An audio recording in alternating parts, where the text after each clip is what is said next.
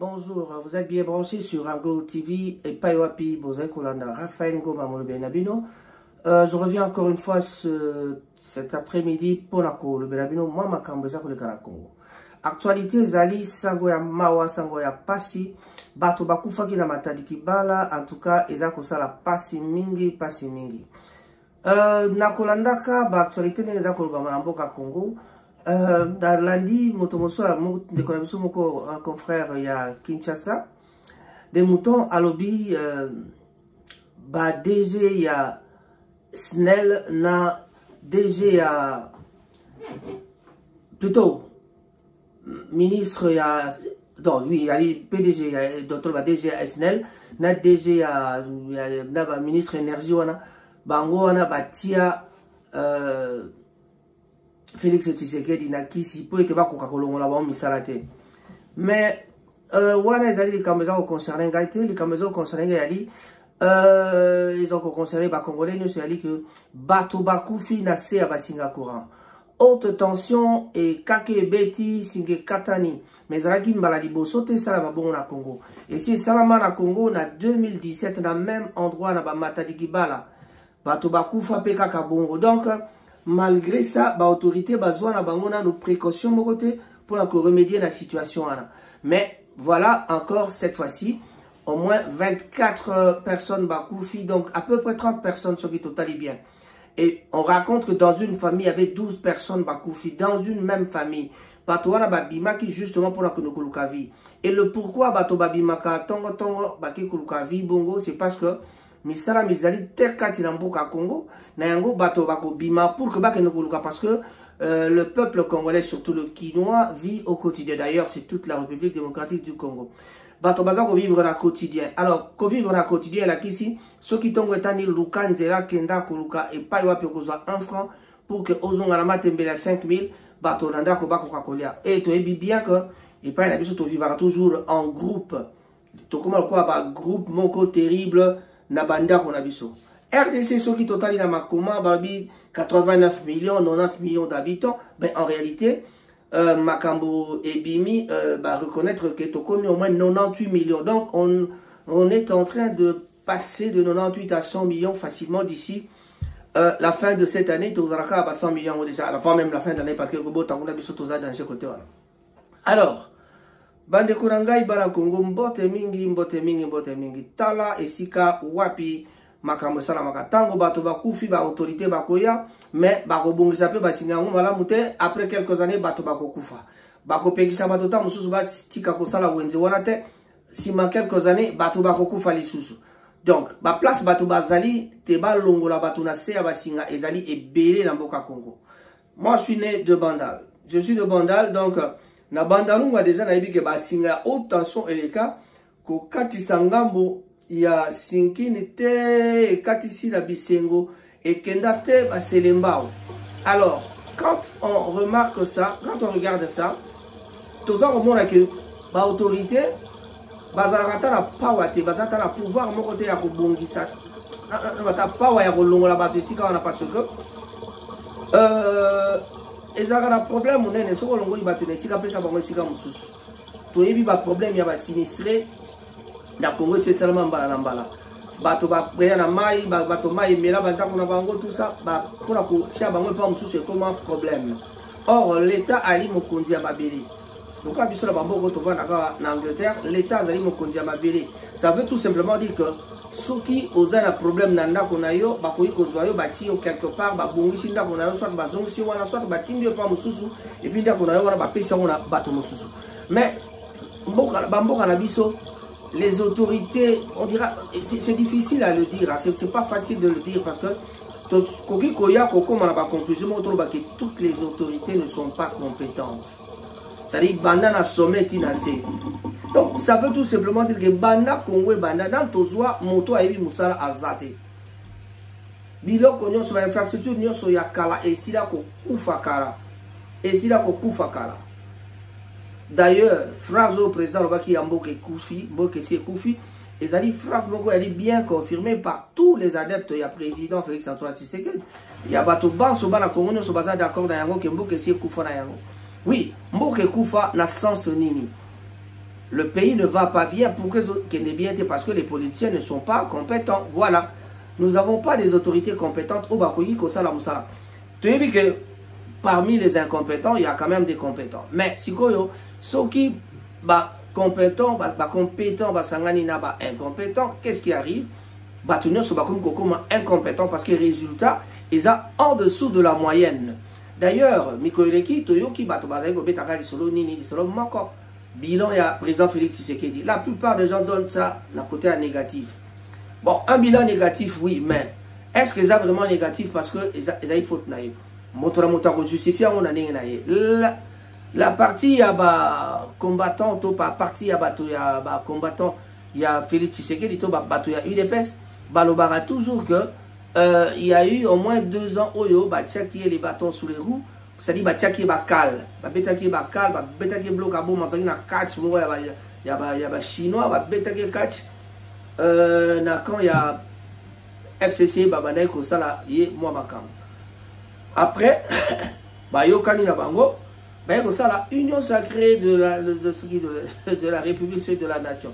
Union sacrée, wana ezali et logo oyo, batoming iti le loba kroyaka yango te parce que même malgré que basali Union sacrée, et logo ni neza kolakisa ke mosala ikokende bien, ti siko pe Union sacrée yango, mbula mobimbesi koki et logo monga malonga ezalité. On ne voit rien. Peuple Moussa na ye kolela, peuple Moussa na ye ko azali kaka na pas si peuple azali komona toujours que makambo ezali bien te. Donc siko tolo banini to vandanie total tolo bakate ndoko ba mususu comme d'ailleurs boza komona makambo ndenge za koleka soki to landi ba makambo belé eloko moko sekisi ngai lelo ezali nini na landi émission moko Félix Oazé kaleka ki émission moko na Kinshasa batuni ye ba makambo matali mboka albinga nazale ya azali économiste.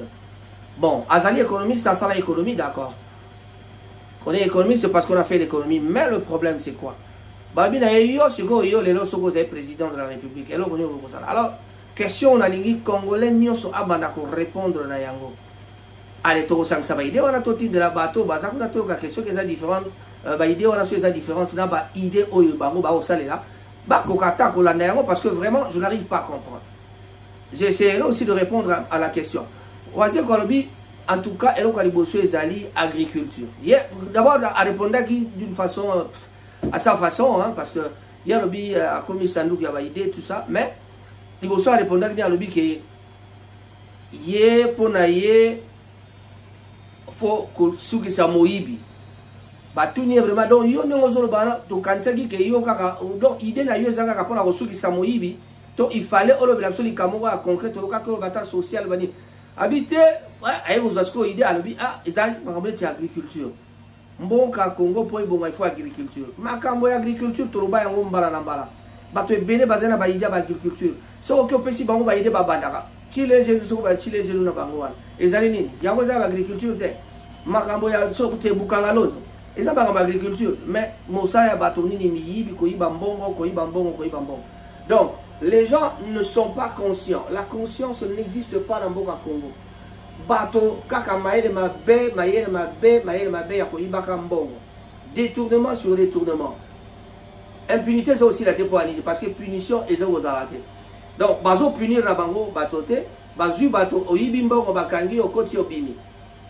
Tomoni ma babanda ki na makamba 100 jours bato bakota ki babimi. Na makambo ya école primaire wa o balia kimbo enseignement ba kota ki ba bimi. Donc eloko moko eza ko sala mate décision prenez zate. Bato ba vanda 20 ans na prison bango ba ki ba boma kabila ba kota ki pe ba bima ba sali 20 ans après ba bimi ko ki ba on balé. Et puis donc eliko la procès wana par exemple ya kabila ekoye bana nango te tina. Et puis moto a yibi mbongo ata ba kanga ki ba bimisie mbongo ezongite. Donc c'est ça. Donc ça veut tout simplement dire que le gouvernement a ça maloutonde et ça pour encourager l'impunité. Mais quand je parle du gouvernement, on sent déjà quelque chose qui se trame. C'est-à-dire, bientôt peut-être Tokomona qui est karaté, Tokoyo Katam sous la Sima, c'est sûr à Marc Sawa, tant qu'on va débuter Barozon Ananini, Sima Wana n'a pas dit moi remaniement Morekoïko Salama. Parce que Sama Lukonde semble ne pas être le bon premier ministre, il y a RDC.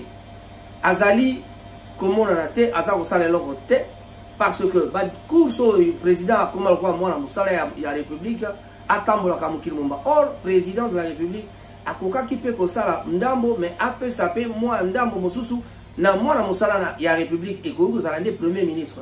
Parce que mon salaire premier ministre ezali nini. Il y a des fois qu'il faut défendre ba dossier et puis aya ko rendre compte na président de la république. Le problème il y a union sacrée et beba ponanini parce que union sacrée na gouvernement d'abord. Toujours banan union sacrée. Gouvernement wana problème nango ezali ba salaki gouvernement wana à la va vite. Loko salamaki à la va vite, qu'est-ce qui se passe dans le gouvernement wana? Et là comment malongo ezali te pambaté ba salaki gouvernement à la va vite. Bazala qui prête, il n'y avait pas un programme à suivre avec cette union sacrée. Il n'y a même pas un programme où il y a union sacrée. Balobi kaka bolanda idéologie à chef de l'État. Idéologie à chef de l'État ezali nini pandeko. Est-ce que si boyoka idéologie à chef d'État ezali écrit dans papier moko tant ba tout na bango on a des politiciens tant ba tout na ba politicien ba koka ko bimisa yango te. Donc ezali kaka kolobate bato baye ba sangani bazaka kaka kovanda esika moko. Faire la politique comme ça, on dirait que vraiment avec cette façon de faire, Mboka et Kobunga. Bon, tous la réponse c'est quoi à l'agriculture. Mais ma agriculture, moi j'encouragerais le pays basala ma agriculture. Mais il faut bateau d'abord mentalité échanger. C'est-à-dire bateau base à la conscience moko que awa toko sala et loko musala et sala mananding moko ya bien. Ba projet en gros aussi to comment to zana ba projet minene mais qui va accepter le projet? Changement de mentalité d'abord bateau. Ba yeba que ngai so naza responsable musala nga ezali na koti na kokako bongisa na kokako sala na kokako bimisa ba projet oyo et ko faire avancer mboka. Mais il y a biso soko aye azokoluka ba projet oyo que faire avancer yé moko s'occuper na famille na ye. D'abord dans un cabinet, le cabinet d'un ministre, il y a moi si il y a un ministre, tout mon bal il y a un ministre, au comme on a secrétaire belle sœur na ye. Directeur à cabinet, c'est son petit frère ou c'est son grand frère. Est-ce que c'est de cette façon qu'on pourra travailler na Congo? Voilà. Agriculture et aligné. Il faut que le peuple, on m'a dit et ils arrivent à l'initiative bien. Prenez tous ces courous na kanga bango bakisa bango kaka kanya maka société. Bamiso bakenda ta na base ira. Mais babanga aba Congo parce que ils avaient permis de baoya zonga mbango na Kinshasa. Mais non. Ceux qui ba encadrer bango très bien makambe kozala kitoko. Alors, bakamati bango ba continuer na côté wana ba ke nosala pe agriculture. Mais bakoki pe ko kamata bato bazali na chômage, ba sombi gouvernement. C'est le pays qui doit acheter. Ba sombi ba matériel ba tie ba tuna misala, ba to wana ba futama na mbongo ya misala oyo bazo sala. Ça peut aller, ça c'est l'agriculture. To tigal l'agriculture, ba espace et tout le espace ezangi na Congo, espace ezangi na Congo te. To zai na place et belé ba espace vide ezali et belé. S'il faut ko tonga bandako, ba maison sociale, ezali possible. Ba to wana ba pesi ba misala ba tongi ba maison sociale ba tie bango na bandako ba futelaka. Mbongo ezo na l'État. Ma beleza la l'État, ma beleza la ya le quoi biso pour les ma beleza la chef coutumier. Non.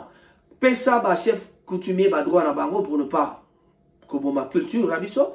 Au pesi ba chef coutumier ba droit na bango, mais l'État azali kolo ma belé l'État akamata atonga atie ba maison sociale akamati bandako atie ba maison sociale, oui, to pesi ba toana misala na bilanga. Kinshasa moya osala bilanga ezali. Bakongo moya kosala bilanga ezali. Et pas union sur secteur nyonso ya Bakongo et pas union sur bilanga ezali. Kobanda Kazangulu te kuna na Mayombe moya kosala bilanga ezali. Mais bande kurangai. Est-ce que vraiment makambo ngaza koloba? Eza po eza ngai to eza que bango ba kondiona bazana ba idée wana te. Ça c'est la question que je me pose en tout cas. Vraiment l'air moto kansa sozo tala. Obi mais ezali nko ya bakonzi to ezali nini. Alors moi je pense que toujours ko tikala na likambo ya mentalité. C'est-à-dire on a acquis ma d'habiter makamona ko me la pouvoir na bandi ya ba pesa ka Mobutu. Moi parti mingi ya responsabilité parce que Mobutu est resté très longtemps dans le pouvoir, c'est-à-dire 32 ans c'est trop. Eza bakalo kwa ba Paul Biya bazé dans le Cameroun. Les lois mutakuvana na pouvoir bambula pour les 40 ans. Mais ça, à quoi ça sert? Est-ce que ça n'a idée pendant que mboke bunga? Non, donnez à quelqu'un d'autre. Yo siko tikala ibanda comme conseiller, banda ko pesa ka ba conseil. D'abord quand tu quittes la présidence, vous allez pauvre jamais. Mais bango pour bazami yibi lokwa ba yiba yangana baninga ko quitter poste te. Bon. Père son âme Mobutu c'est quoi est parti. Mais je vais donner l'exemple parce que ngana botama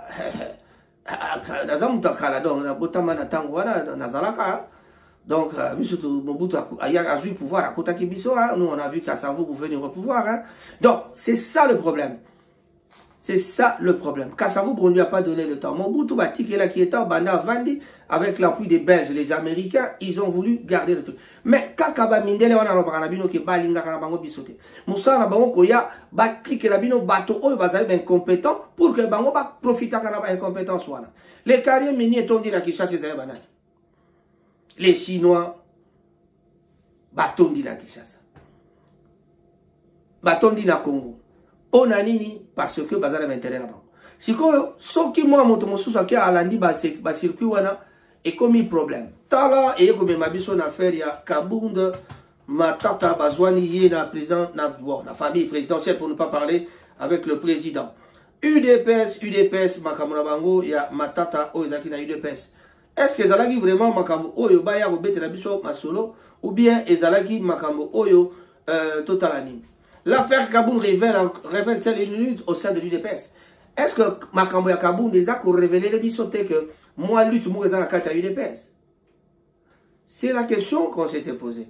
Mais dans RDC UDPS a décidé qu'on exclure Kaboun dans la poste na président intérimaire il y a UDPS, c'est-à-dire en tête il y a parti T. Mais la raison officielle où il y a éviction est liée à un cas de fraude et de corruption. Ah! Mais est-ce que quand on a de fraude et de corruption, parce que batangi, carte, fraude, corruption, tout ça. Bon, tu as pu porter plainte, tu as pu mettre la justice pour prouver parce que vraiment, tant monsieur Zarasso qui m'a dit comme ça.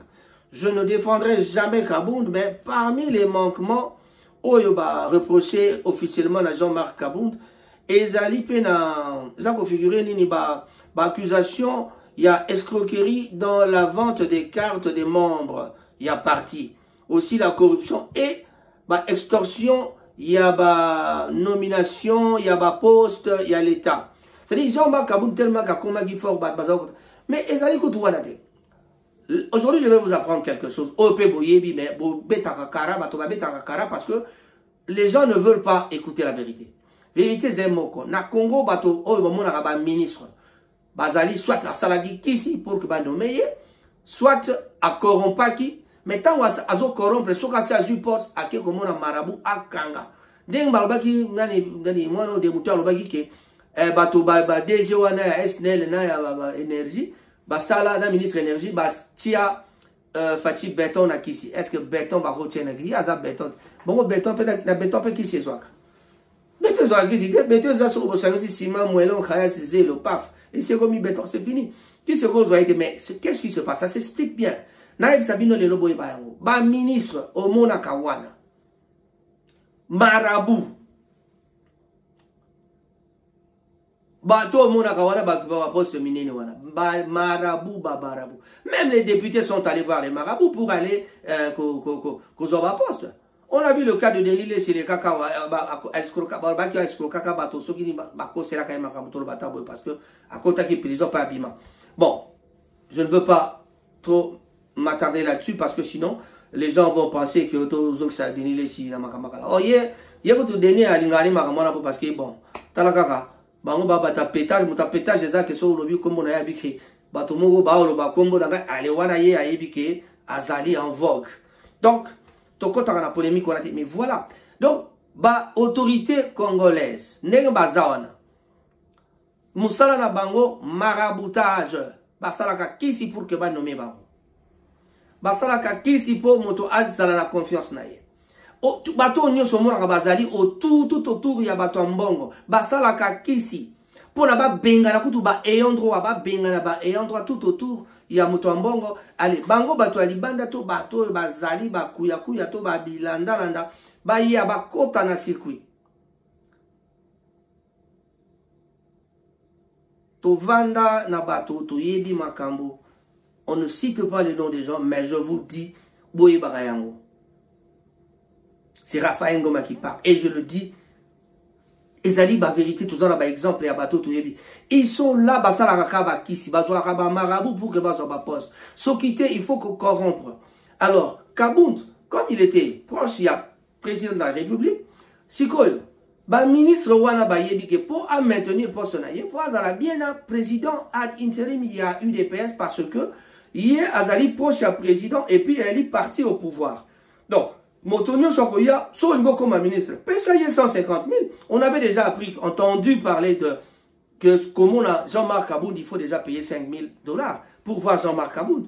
Si vous avez besoin, il y a Nini, comment tu appelles ça? Audience pour mon président. Il faut passer par Jean-Marc Kabound. Il va appeler à la présidence, le secrétaire va dire que Oyomoto, Nani, Jean-Marc Atindi, il va voir le président. Et des gens qui vont voir le président pour des projets, ceux qui vont ici. C'est moi 1000, moi 2000 euros, il y a transport, accueilli, l'accès circuit, FPI, c'est un bongo. A Kamati Mbongo, a Kamati Atia Bandi, projet de Bandi, a Salbasala, à la bango, à monter. Moussousou, Bapesa qui est Bambongo, a Zonga na poto, il va na poto. Mandekova Bolingomboka, Eko Bongandeni. Agriculture est très important. Très important. L'agriculture.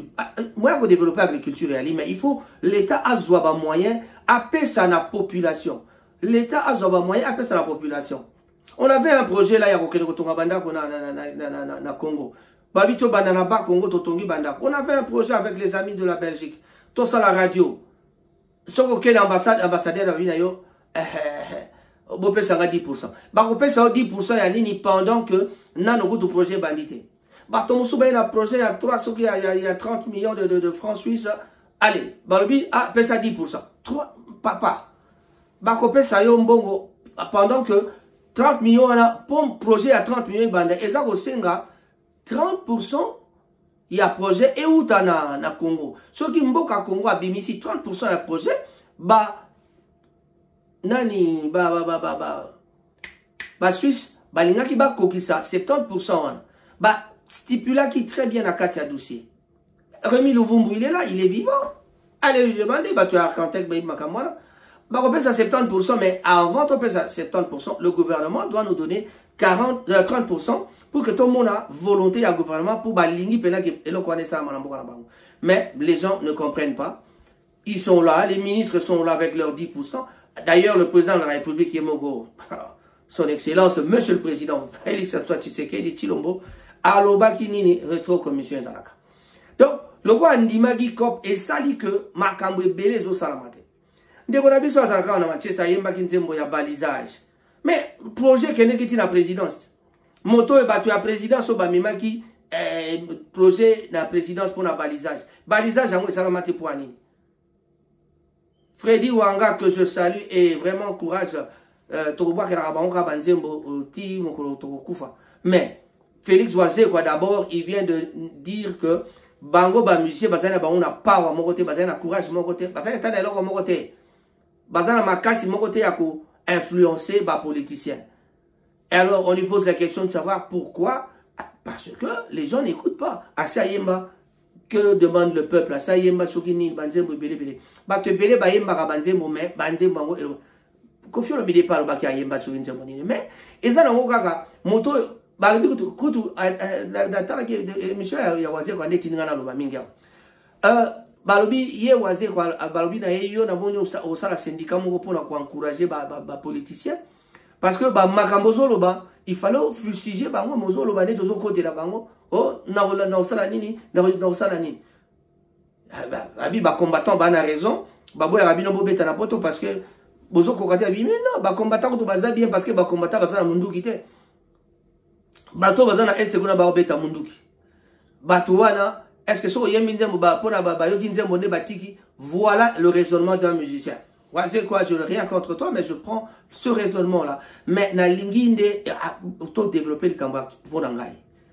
Moi, président de la République, en tout cas, makambe belé et ko stopper ba projet belé que stopper to ko tia ba projet minene ya d'abord construction ya ba route ko banda na fin fond na mayombe te Kinshasa nzela ezala malamu ko banda na ba Kasai wana tout ça ko sangisa Lubumbashi Kindu tout ça banzela wana nyonso ezala relié na ba train na banzela ya mituka pour que biloke utaka Kindu ekende Lubumbashi biloka Lubumbashi e yaka na Kindu. La Kindu, par exemple, j'ai vécu à Kindu pendant une année en 1977. Tembo et Utaka Kindu, il y a Lubumbashi et il y a un train et comme pas. Bah bon, ça peut être là, il y a route parce qu'il y a route comme Kindu, là, mon sur Tali, bah ravin kuna bato bato ko kufa moite. Alors, Zela train pesant qui manœuvre bon. Na okaki kebonga qui bacha qui bat train à Sika. Il y a quelques années, dans le temps de Kabila, je crois. Alors, mais agriculture, il y a toujours moyen de développer. Qu'est-ce qu'il faut pour l'agriculture et tambola? Dans le bina zeka li kambya kosala banzela pe kosombaba biloko nyonso mettre toutes les infrastructures en place pour que agriculture ekokako salema na Bakongo na Bandundu na ba pays surtout pour la pembe de Kinshasa déjà Bakongo na Bandundu ce qui sont malamu. C'est bon. Balisage à fleuve Congo très important là je reviens encore avec la chanson de balisage sur le balisage il y a Freddy Wanga moninga à Manchester. Big up mon frère. Tu comprends? Alors, Yaka Mukamati, balisage à fleuve Congo Sali. Bwende Kinshasa Toto Mania. Balobi, Nzela wana Nankutu. Et si ka toya ko rozaba mboto ele bana ko Freddy to rozaba mboto bakoto kuna. Siko mboto yaka lisute mboto koma cher na Kinshasa. Ngolo kutu ezaka na fleuve wana mekendo so mangolo yoka makamo. Balobi kutu mawatro projet ya mbisi, ya pêche, et aussi mbaté na Congo, il paraît que le président Zola de la Makambango, mais ils aussi mbaté pour anini, te éviter. Parce que les gens ne veulent pas travailler. Les gens ne veulent pas travailler. Bato bazali na bambo kapoto abasali ba classe minene baza. Mais comment on banga autant avec bana poto parce que babi ba conseiller président la plupart karabande konabino. Yemoro moto ya le villageois Eliezer alobaka kasi bande konabino bino na bino kakati bino na bino c'est-à-dire aoye bisa noli tambo que bino na bino c'est-à-dire bino bana poto bato boye bozo conseiller président mabe. Mais ce qui bana poto oyo wana ba conseiller président mabe, le président de la République il est capable de les limoger. Katou Sabao, Fuku Sabao, Fuku Sabao. Prends les gens qui savent ou qui veulent travailler aussi. On te commence au bâti, on a poste kaka, mbongo na poche, mbongo na poche. FPI, ba kabola mbongo, banana tango mbengele tile loy, ba kabola mbongo, ba lia mbongo. Ba ministre wana baza wana baza. Et là, au Congo, bon, raté mingi, surtout ba guerre. Na tozo wana na likamba guerre. Congo, guerre, les a aussi la dépoignée parce que bato eux bazo diriger mboka bazali ba ancien rebelle. Tangela nga komba mutomboka utana na rébellion te. Tangela nga komba mutomboka za na rébellion te. Soka zalaki na tanga Mobutu alongwe azongi akoti rébellion. Kolongwa na rébellion azongi na tanga Kabila akomi ministre. Basala ka 3 mois 6 mois ba sa julu pangu kote mboka bandi ko tonga. Banda kwa minene. Bon boso kama ya kabundo, bo kama ya bao nyoso balongati. Si balakuta sombi na ndako esika azala ko futela. Pona olakisa bino ke na Congo so komi ministre komi mutu munene directement. Mais soko sombi ndako moko mibale, c'est bon, on comprend. Mais soko sombi 4 5 ndako 6 ndako. Bana nyoso na poto famille nyoso na poto ba koma otanga na ba classe na par année 45 60 000 $. Moussous Talobi, 120 000 $ par année. Taloba na batanga dans la classe, 120 000 $ par année. Hein? Nabandi mboka analyse que les mingi, mais en tout cas, tôt ou tard, biso, tokufa mais, bato moussous ba otikala, ba rebongsa mboka. Mais, miyibi, vous allez payer. Bako futa cher parce que un jour ça va aller. Alors, je viens d'entendre, il y a un communiqué qui passe parmi les combattants. Balobite, combattant, bazako bengisa Werason, bengisi JB Mpiana, bengisi Félix Oazeko, bengisi leader nyonso ya musique, boya, ko marché na Belgique le 17. Bon, est-ce que bako yuko yato bako yate bazana bango leader ya Basala na Congo, basala badressate. Le gars peut-être Félix Oisé Koya aza résident na poto. So aza na poto akoyi koya na marche wana. Fali Ipupa aza résident na poto, so aza akoya na marche wana. Donc on va se retrouver na poto les héritiers Watanabe peut venir parce qu'il a sa résident na poto. Voilà. Et c'est là le problème. Bako marché pour na nini pour na kolakisa ndenge nini mboka ezali kotambola mabe. Balobi ke ba bomi mboka. Mobutu aboma mboka. Bakabila ba boma mboka. Bato nyonso ba boma mboka. Allez, siko ba ko bakisa susu, allez. Félix Tshisekedi babi finalité ya plan yango wana. Déjà dans ma parti politique dans ma parti politique et là que bon marabicho za ka parti politique. Eleki ebele. Et là que l'aksaka que tozali diviser na Congo toyo kanakate biso nyonso. Non, mettons-nous ensemble ezalakate. Et là qu'on dit tokoyi ko sala makasi ya li retroussons les manches toke to sai bilanga to bongisi mboka. Ville Kinshasa salité. Tolo basuni. Bale goba boningo Raphaël Ngoma Molobeni na bino kati na Rango TV. Abonnez-vous s'il vous plaît. Tozali koya malembe. Merci, au revoir. Je ne peux pas terminer sans dire un bonjour à mes jumelles. Timba Moussaï et Njozi Moussaï. Au revoir.